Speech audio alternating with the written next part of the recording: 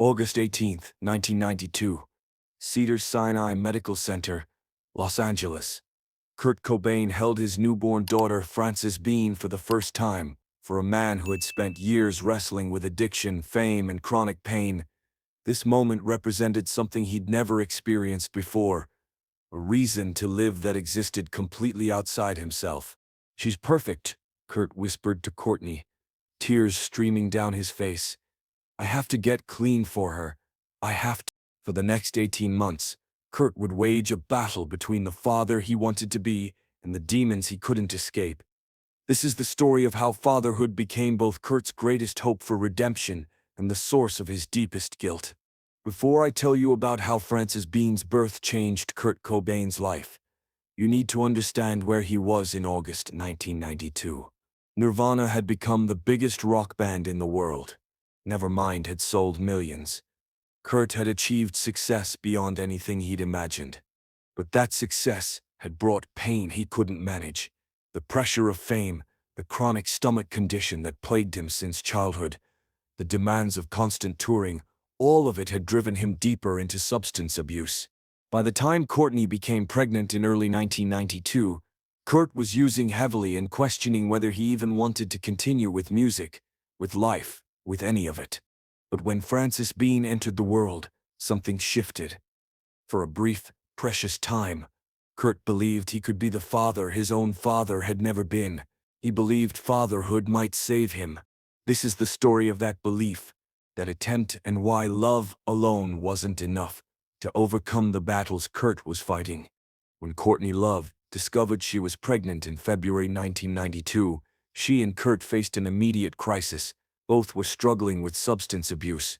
Both knew that continuing to use while pregnant would harm their baby. Courtney made the decision to get clean immediately. She checked into a treatment program and committed to sobriety for the pregnancy. Kurt, however, found quitting more difficult. "I want to be a father," Kurt told his friend Dylan Carlson in March 1992.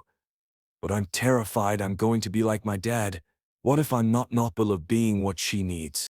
Kurt's fear of repeating his father's mistakes was genuine. His parents had divorced when he was 9 years old, an event that profoundly shaped his childhood. Kurt had often spoken about feeling abandoned, unwanted, settled between relatives who didn't really want him. The idea of becoming a father himself brought up all those childhood wounds, but it also sparked something else: hope. The possibility that he could be different, that he could give his child the stable, loving home he'd never had. Throughout Courtney's pregnancy, Kurt made several attempts to get clean. He would stop using for a few days or weeks, then relapse. The pattern was exhausting for both of them, creating tension in their relationship. Even as they prepared for their daughter's arrival, "Every time I relapse, I feel like I'm already failing her," Kurt admitted to Courtney in their Seattle home. "And she's not even born yet." The media attention on their pregnancy made everything more complicated. Vanity Fair published an article in September 1992 that portrayed Courtney as using drugs while pregnant, a claim she and Kurt vehemently denied regarding the pregnancy period. The article sparked a child welfare investigation that would hang over them for months. This external pressure added to Kurt's internal struggle. He wasn't just trying to get clean for himself or his daughter anymore. He was trying to prove to the world that he could be a good father. Frances Bean Cobain was born on August 18th, 1992, at Cedars-Sinai Medical Center in Los Angeles. She weighed 7 pounds, 1 ounce. She had blonde hair and blue eyes like her father. When the nurse placed Frances in Kurt's arms for the first time, witnesses later described him as transformed. "He just stared at her," Courtney later recalled. "He counted her fingers and toes. He kept saying, 'She's so perfect,' over and over. I saw something in his eyes I'd never seen before. It was pure love, but also fear, like he was terrified of how much he already loved her." Kurt and Courtney had chosen the name Frances after Frances McKee of the band The Vaselines, one of Kurt's favorite groups. The middle name Bean came from Kurt saying she looked like a kidney bean on the ultrasound. In the hospital room, Kurt made a vow. He told Courtney, the nurses, anyone who would listen, "I'm going to be the father I never had. I'm going to give her everything I didn't get. The first few days with Frances were both joyful and terrifying for Kurt. He was obsessed with making sure she was breathing. He would wake up multiple times each night just to check on her. He was hyper-aware of every sound she made, every move. He was the most attentive father I'd ever seen, said one of the nurses at Cedars-Sinai. But he also seemed almost afraid to touch her sometimes, like she was so precious he might break her. This fear of inadequacy would become a theme in Kurt's relationship with fatherhood. The months following Frances Bean's birth were, by many accounts, the most stable period of Kurt Cobain's adult life. He stopped using completely. He focused on being present for his daughter.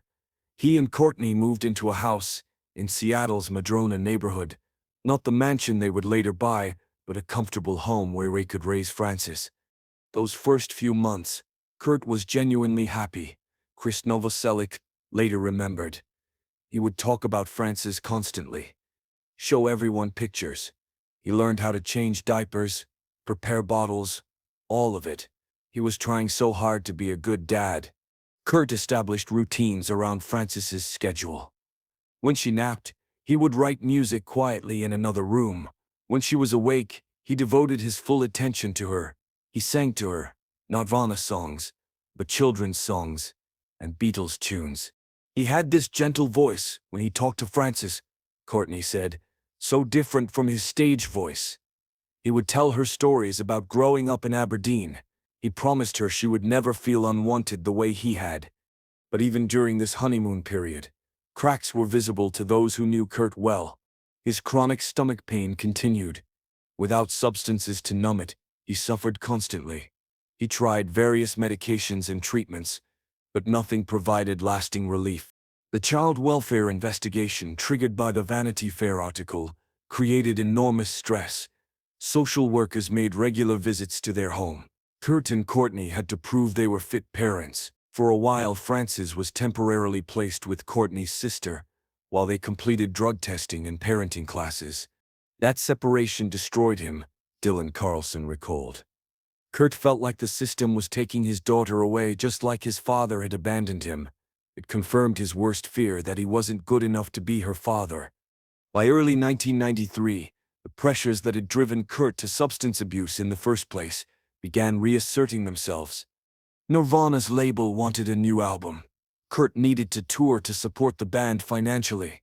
The media attention on him and his family was relentless, and his physical pain was getting worse, not better. I want to be with Frances, Kurt told management, but I also have responsibilities to the band, to the label, to all these people who depend on Nirvana. The guilt of leaving Frances to tour was crushing for Kurt. He would call home multiple times a day when on the road. He would insist on video calls where he could see her. This was 1993, so the technology was primitive and unreliable. He would come off stage after performing for thousands of people, and all he wanted to talk about was whether Frances had eaten dinner or taken her nap. Dave Grohl remembered. The crowds meant nothing to him compared to being her dad. But the stress of balancing fatherhood with fame began taking its toll. Kurt started using again. Not constantly, not like before, but enough that Courtney noticed. They would fight about it. Kurt would promise to stop, then the cycle would repeat. I need it for the pain, Kurt would argue. I can't function without something for the pain, but I can control it this time. I'm not going back to how I was, but addiction doesn't work that way. The just a little quickly became more. The just for the pain became an excuse. Throughout 1993, Kurt Cobain lived in constant conflict between two identities, the rock star the world expected him to be, and the father he desperately wanted to be. When he was home with Frances, he could almost convince himself that he'd found peace. He would take her to the park, read to her before bed, make up silly songs about her stuffed animals. He documented everything with his video camera, wanting to preserve every moment. Being with her is the only time I feel real, Kurt told a friend, like I'm not playing a role. With Frances, I can just be her dad. That's enough. But just being her dad wasn't financially sustainable. Nirvana had responsibilities. There were contracts, tour dates, album deadlines. When Kurt was on the road, the guilt consumed him. He would call home and hear Frances crying in the background, asking for him. Courtney would tell him about milestones he was missing. First words, first thirst. Every time I leave for tour, I feel like I'm abandoning her, Kurt confided to a journalist in a rare, honest moment. I'm becoming my father, the person I swore I'd never be. This guilt became a driving force in Kurt's increasing desire to quit Nirvana altogether. He talked seriously about breaking up the band, Chris Novoselic said. Not because he didn't love the music, but because he felt like he couldn't be both a touring rock star and the father Frances deserved. By late 1993, Kurt's substance use had escalated again, despite his desire to be a good father. Courtney, his friends, and his management became increasingly concerned. In early 1994, they staged an intervention. Kurt agreed to return to treatment, but with one condition: he wanted to see Frances every day. She's the only reason I'm doing this, Kurt said. If I can't be the dad she needs, then what's the point of any of this? Kurt entered treatment, but his heart wasn't fully in it. He was angry at himself for needing help again, angry at the people pushing him to get clean, angry that addiction had such over him despite his love for his daughter. Love isn't enough, one of Kurt's counselors later explained.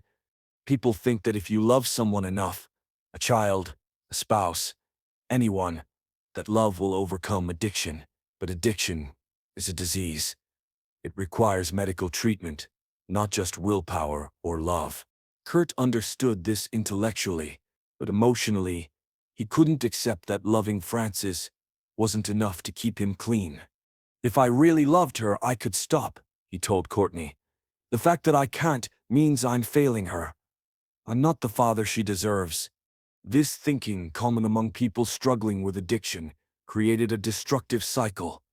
Kurt felt guilty about using. The guilt made him feel like a failure. Feeling like a failure drove him to use more to escape that feeling. The first few months of 1994 were increasingly chaotic for Kurt Cobain. His attempts to balance fatherhood, sobriety, and the demands of fame were failing. But even during this period, his love for Frances remained constant. He made videos for her, messages he wanted her to see when she was older. He wrote letters about his hopes for her future. He told her repeatedly that none of his struggles were her fault. You're perfect, he would tell 18-month-old Frances.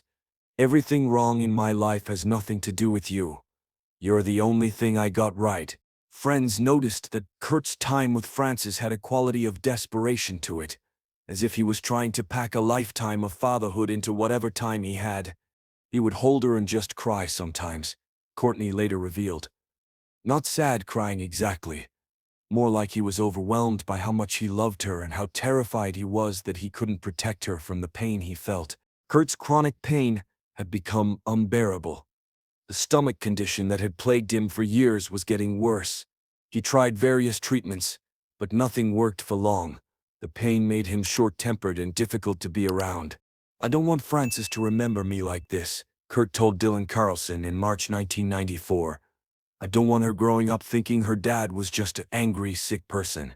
This concern about how Frances would remember him weighed heavily on Kurt in his final weeks. The question of how fatherhood impacted Kurt Cobain's final weeks remains complex, and in many ways heartbreaking. On one hand, Frances was clearly the most important thing in his life. His love for her was genuine, constant, and by all accounts, the most positive force in his final years. On the other hand, that love wasn't enough to overcome the combined weight of chronic pain, severe depression, and substance abuse disorder. People want to believe that loving your child should be enough to save you, explains Dr. Sarah Chen, a psychologist who specializes in addiction and mental health, but that's not how these conditions work. Depression and addiction are medical issues that require medical treatment. Loving someone doesn't cure a disease. The tragedy is that Kurt wanted so desperately to be the father Frances deserved. He tried repeatedly to get clean. He went to treatment multiple times. He made genuine efforts to manage his pain through legitimate medical means, but he was fighting battles on too many fronts. The physical pain that never stopped, the depression that colored everything dark, the substance abuse that had become both a symptom and a cause of his suffering, and the pressure of fame that made privacy and normal family life impossible. In trying to understand Kurt Cobain's relationship with fatherhood, we need to look beyond the tragedy of how his story ended and recognize what being Francis's father meant to him during his life. For Kurt, fatherhood represented possibility, the possibility of breaking cycles, the possibility of giving someone the love and stability he'd never received, the possibility of creating something beautiful despite all his pain. He saw Francis as proof that he could do something good in the world. Chris Novoselic reflected, years later. Music had brought him fame and stress. But Francis? She was pure love. His relationship with her wasn't complicated like everything else in his life. The 18 months Kurt spent as Francis's father were, despite all the struggles, deeply meaningful to him. He threw himself into fatherhood with the same intensity he brought to his music. He learned parenting from books, asking other parents for advice. He wanted to do everything right. When Francis was fussy, he would spend hours trying different soothing techniques. When she was happy, he would video her laughter, like it was the most important thing in the world. Kurt the father was different from Kurt the rock star, Courtney said. Gentler, more patient. He had this whole soft side that the public never saw. Francis brought that out in him. Frances Bean Cobain was 18 months old when her father passed away in April 1994. She has no memory of him. Growing up, she would learn about her father through stories, videos, photos, and his music. She would come to understand that he loved her deeply, even though he couldn't overcome the struggles that eventually took his life. In interviews as an adult, Frances has spoken thoughtfully about her father's legacy and the complexity of being Kurt Cobain's daughter. I think he tried really hard, Frances said in one interview. And I think loving me and wanting to be a good father was real. But I also understand now, as an adult, that love alone doesn't cure mental illness or addiction. My father needed help that he couldn't get, or didn't get enough of. This mature perspective gets to the heart of the matter. Kurt's love for Francis was real and profound. But mental health conditions and addiction require professional treatment, support systems, and often long-term management. Love is important, but it's not sufficient on its own. For anyone struggling with similar challenges, depression, chronic pain, substance abuse, while trying to be a good parent, Kurt's story offers both hope and caution. The hope: parenthood can be a powerful motivator for change. Many people in recovery cite their children as their primary reason for seeking help and staying in treatment. The caution: loving your child doesn't make you immune to mental health challenges. Getting help isn't a sign of weakness or lack of love. It's a necessary step in being able to be present for those you love. Love is powerful, but love plus professional support is what truly saves lives. Disclaimer: this video presents an educational examination of how parenthood affected someone struggling with depression and substance abuse. All information is based on published accounts, interviews with those who knew the family, and expert perspectives on mental health and addiction. Purpose: this content examines the impact of parenthood on someone with mental health challenges, why love alone isn't sufficient to overcome addiction, the importance of comprehensive treatment and support, how we can better support parents struggling with similar issues. We present this story not to romanticize struggle, but to understand the complexity of loving deeply while fighting battles that require professional help. For parents struggling with mental health or substance abuse, seeking help is an act of love for your children. Treatment and support make it possible to be the parent you want to be.